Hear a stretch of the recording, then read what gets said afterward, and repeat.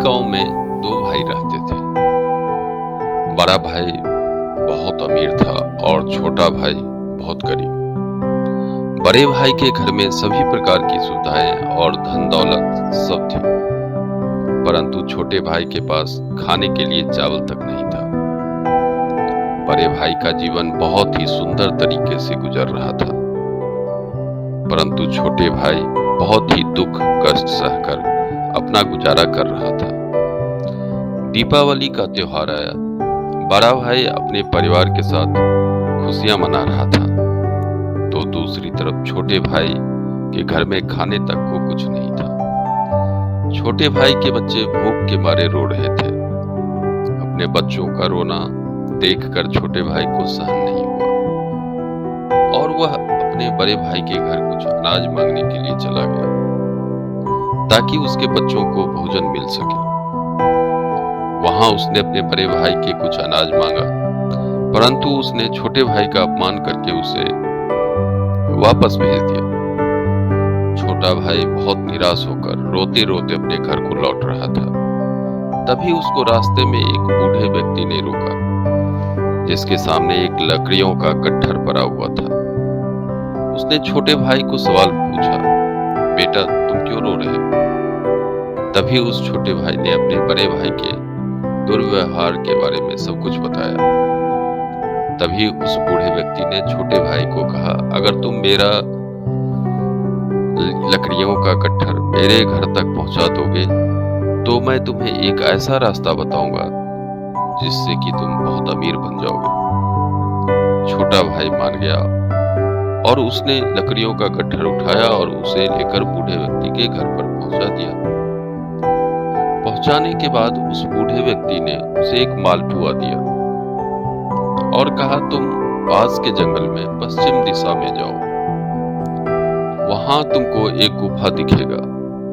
उस गुफा में घुसने के बाद तुम्हें कुछ बौने लोग मिलेंगे। उस बौनों को मालपुआ बहुत पसंद है। वह मालपुआ के बदले तुम्हें कुछ भी देने को राजी हो जाएंगे। उन्हें मालपुआ के बदले जादुई चक्की मांगना। गरीब भाई ने उस बूढ़े की बात को माना और उस गुफा में पहुंचा। वहां उस गरीब भाई ने 3 बौने व्यक्तियों को देखा। उनमें से एक बौने ने उस गरीब भाई को कहा, मैं तुम्हें इस मालपुआ के बदले कुछ भी दे सकता हूं। तभी उसने जादुई चक्की को उस बौने व्यक्ति से मांगा। जादुई चक्की को देते समय उस बौने व्यक्ति ने कहा, यह जादुई चक्की है, तुम्हें जो भी चाहिए तुम इससे मांग सकते हो। जब भी तुम्हें किसी चीज की जरूरत हो तो चक्की को घुमाना और मांग लेना। जब भी तुम चक्की को बंद करना चाहो उसके ऊपर एक लाल कपड़ा डाल देना, चक्की बंद हो जाएगी। बौने की बात सुनने के बाद वह गरीब भाई अपने घर लौट आया। घर पहुंचने के बाद उस गरीब भाई ने चक्की घुमाते हुए सबसे पहले चक्की चक्की चावल दिए। तभी चक्की ने जादू से ढेर सारा चावल उसके सामने निकाल दिया। उसके बाद उसने चक्की से दाल निकाला। गरीब भाई के परिवार ने उस दिन पेट भर के खाना खाया और सब सो गए। बचे खुचे चावल, दाल और अन्य अनाज को लेकर गरीब भाई सवेरे बाजार में गया। बाजार में अच्छे मूल्य में उसने उन अनाजों को बेच दिया। चक्की की मदद से वह हर दिन कुछ न कुछ अनाज बनाता और बाजार में बेचने जाया करता था। धीरे धीरे वह अपने बड़े भाई से भी ज्यादा अमीर बन गया। बड़ा भाई छोटे भाई की अमीरी से जलने लगा और वह सोचने लगा कि जो कुछ दिनों पहले मुझसे खाने के लिए भीख मांगने आया था, वह आज अचानक कैसे अमीर बन गया। छोटे भाई की असलियत जानने के लिए एक दिन वह चोरी छुपके छोटे भाई के घर गया।